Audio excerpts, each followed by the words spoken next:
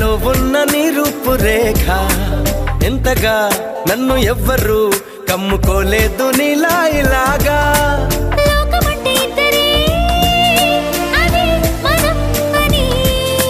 స్వర్గమంటే ఇక్కడే అంటే సరే అని